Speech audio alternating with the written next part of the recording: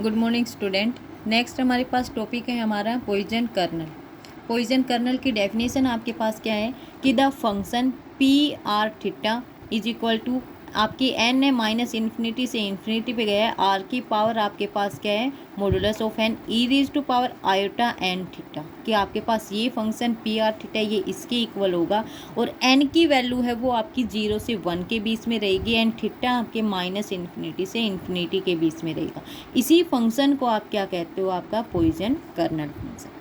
ठीक है, अब पॉइजन कर्नल फंक्शन के ऊपर आपके पास क्या है, दो प्रोपोजिशंस हैं। फर्स्ट वाली प्रोपोजिशंस में क्या कहते हैं कि the Poisson kernel P R theta can be express as, कि आप इसको इस तरीके से भी एक्सप्रेस कर सकते हो कि P are theta is equal to 1 minus में आर स्क्वेयर बाई में 1 minus 2 are cos theta plus में R square is equal to real 1 plus में R E raise to power iota theta by में 1 minus में R E raise to power iota theta.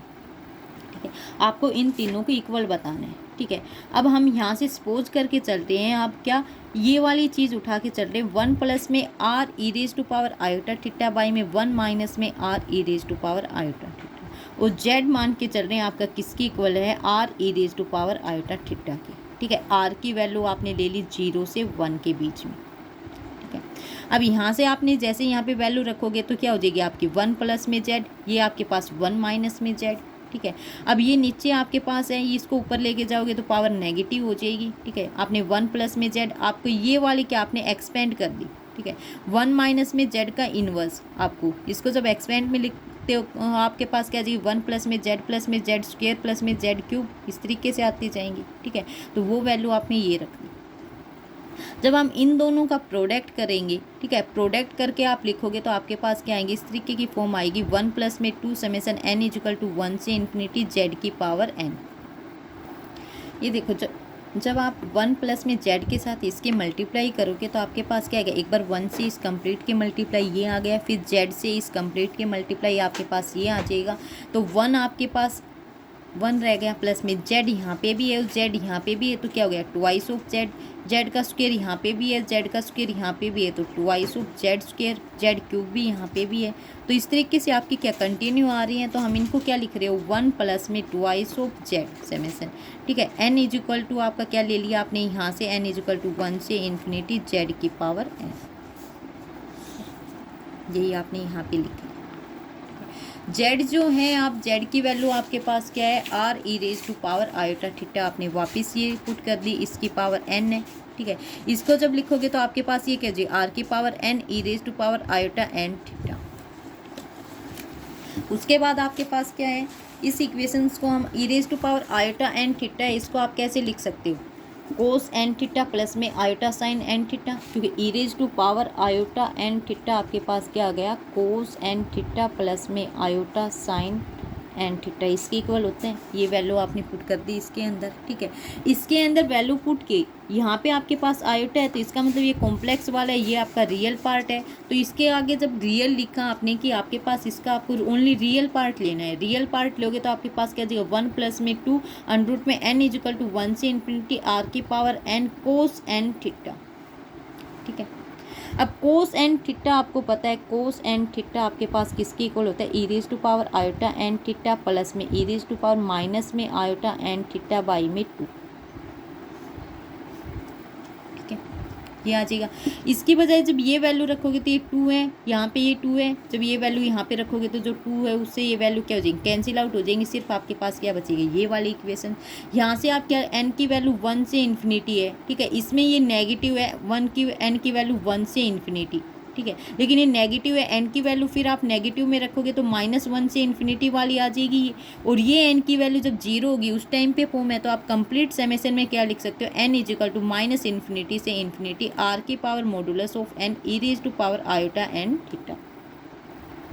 ठीक है, आपके पास ये वाली वैल्यूज आ जाएंगी, और ये आपका किसके इक्वल होता है, आपने अभी आपकी जो फंक्शन की डेफिनेशन की आपने कर्नल की, वहाँ पे आपके कर्नल पॉइजन के इक्वल पी आर थीटा। ठीक है। फिर आपको किसके इक्वल और दिखाना था, 1 माइनस में r square 1 minus 2r cos theta plus में आर स्क्वायर इसके इक्वल।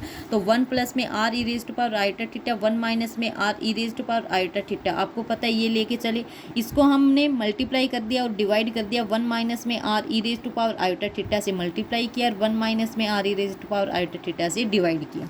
ठीक है, ये आपका इन ऊपर हुआ क्या, इसकी मल्टीप्लाई इसके साथ कर दी, इसकी मल्टीप्लाई इसके साथ कर दी, इसके मल्टीप्लाई करोगे इसके साथ आपके पास ये आ जाएगा, नीचे आप करोगे ये आपके पास क्या, हम क्या लिखते हैं इसका आपका स्क्वायर कर लिया आपने, नीचे दोनों सेम है तो आपके पास क्या आ गया, स्क्वायर आ गया।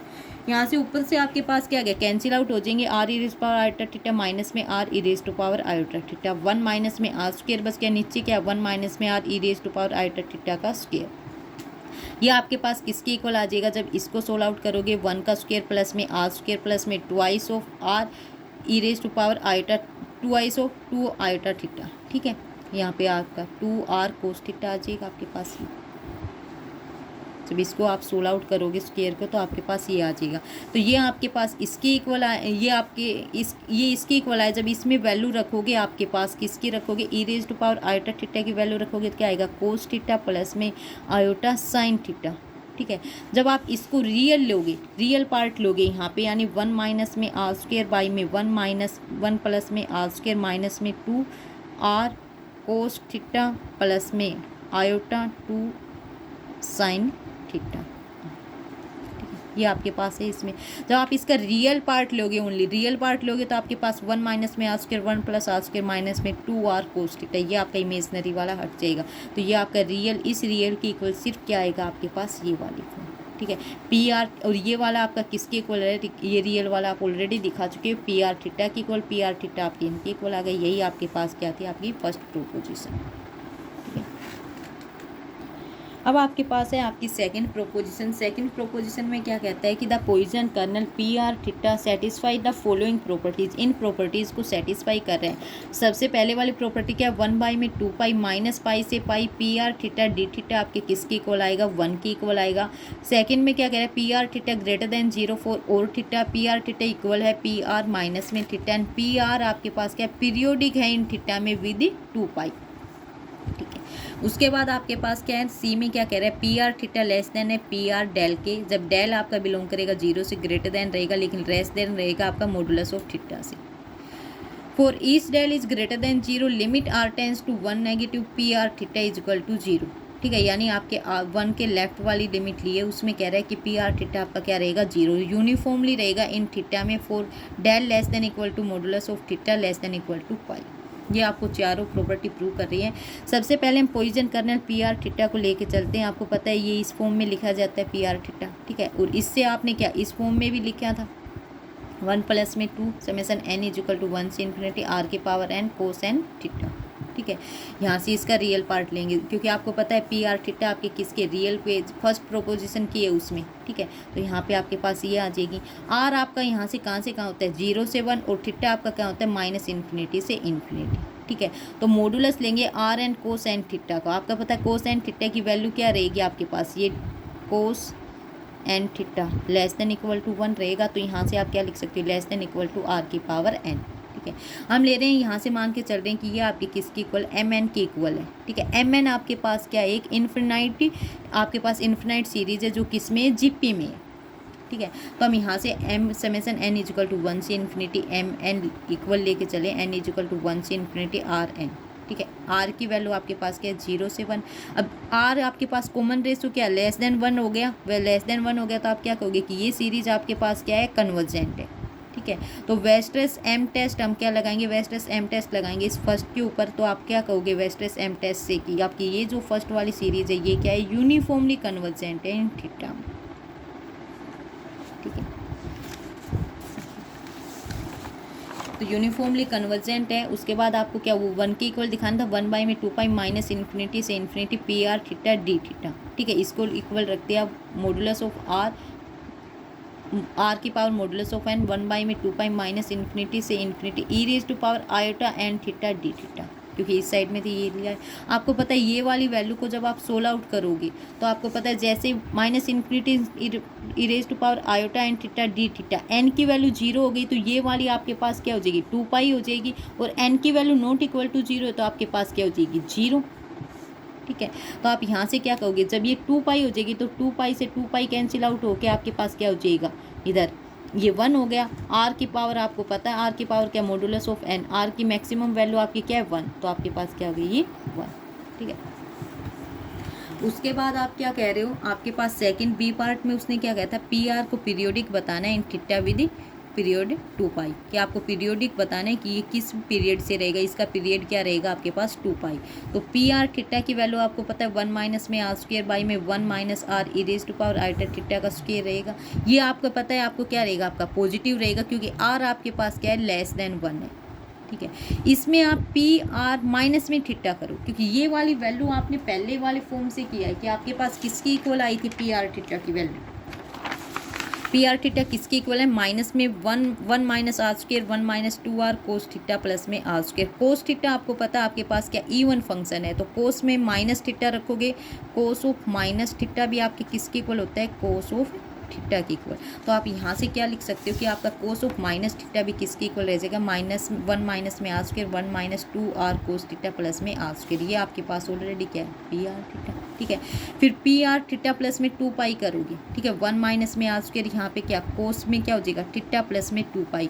आपको पता है कोस 2 पाई के ऊपर क्या रहेगा आपके पास सेम आ जाएगा, यानी कोस थीटा प्लस 2 पाई किसकी इक्वल हो जाएगा, कोस थीटा की इक्वल। 1 माइनस में 2 आर कोस थीटा प्लस में आर स्क्वायर, ये भी आपकी किसकी इक्वल है, पी आर थीटा की इक्वल। इसका मतलब क्या है कि पी आर थीटा इक्वल है पी आर माइनस थीटा की। ठीक है, ये एक पार्ट हो गया। फिर आपके पास ये भी इक्वल दिखा दिया, इसका मतलब क्या है कि पी आर थीटा में क्या है आपका पीरियड है 2 पाई, 2 पाई के ऊपर ये क्या रहेगा सेम। तो आप क्या कहोगे, पी आर आपके पास पीरियोडिक है इन थीटा में, और आपके पास पीरियड क्या है 2 पाई का। उसके बाद आपके पास थर्ड में कह रहा है, थर्ड में आपको क्या, आपके पास डेल है, डेल की वैल्यू आपने ले ली 0 से ग्रेटर देन है और लेस देन है आपके theta less than equal to पाई।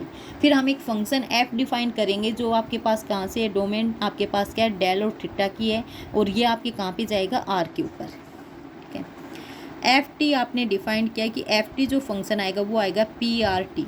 ठीक है, पी आर थीटा का आपको पता है, तो वहीं से आप पी आर टी की जहाँ पे थीटा है वहाँ पे टी की वैल्यू पुट कर देंगे, 1 minus r square 1 minus 2 are cos t plus में आर स्क्वायर। इसका डेरिवेटिव निकालोगे तो आपके पास क्या आएगा, ये लेस देन 0 आएगा इसका डेरिवेटिव, क्योंकि आपके पास ऊपर ही क्या आएगा माइनस में 2 तो ये कह रहा है कि आपके पास डेरिवेटिव क्या आएगा लेस देन 0, जब टी किसके अंदर बिलोंग करेगा, इस वाले सेट से लोगे, क्योंकि एफ टी तो टी इसी के अंदर ले रहे हो, तो आपका टी क्या आ गया ये। और आर की वैल्यू आपके पास क्या रहेगी 0 से, क्योंकि आपके पास पी आर थीटा में आप ऑलरेडी आर लेके चलते हो 0 से 1 के बीच में, तो आर ये आ जाएगा। तो यहाँ से आपके पास क्या कह रहा है, it follows that the function is monotonically decreasing. आपका क्या रहेगा, ये फंक्शन मोनोटोनिकली डिक्रीजिंग रहेगा इस वाली, इसमें मोनोटोनिकली डिक्रीजिंग है। तो आपको पता है कि आपका डेल क्या लेस देन है थीटा से, तो फंक्शन मोनोटोनिकली डिक्रीजिंग है, इसका मतलब क्या एफ डेल आपका क्या होगा ग्रेटर देन हो जाएगा एफ थीटा से। आपकी सी पार्ट आपका प्रूव हो जाएगा। उसके बाद डी पार्ट में आपको क्या बताना था, आपकी ये लिमिट बतानी थी कि भी अब क्या डेल आपके पास क्या ग्रेटर देन 0 है, limit r tends to 1 negative P are theta आपके पास क्या इक्वल टू 0, और ये यूनिफॉर्मली हो इसमें। ठीक है, तो आपको पता है आपके पास क्या सुप्रीमम ले लिया आपने आर टेंस टू 1, आपकी limit left limit supremum P are theta limit ली, इसके ऊपर डेल आपका इसके अंदर बिलोंग कर रहा है मॉडुलस ऑफ थीटा से लेस देन इक्वल टू है, और आपका मॉडुलस ऑफ थीटा किससे लेस देन इक्वल है पाई से, ये इक्वल टू 0 है। तो आपने सी पार्ट में किया है कि आपके पास ये फंक्शन आपने माना था, फंक्शन आपके पास क्या मोनोटोनिकली डिक्रीजिंग आ गया था इसमें, तो आपका ये फंक्शन क्या हो गया था ग्रेटर देन। तो आप यहीं से आप क्या कहोगे कि आपके पास पी आर थीटा, क्योंकि यहाँ पे पी आर टी आ गया था तो पी आर टी आपने लिया था, तो यहाँ से P are del P are theta, तो यहाँ से आपके पास क्या कह रहा है कि P are theta less than equal to हो जाएगा P are del, if del आपका क्या less than equal to modulus of theta less than equal to pi.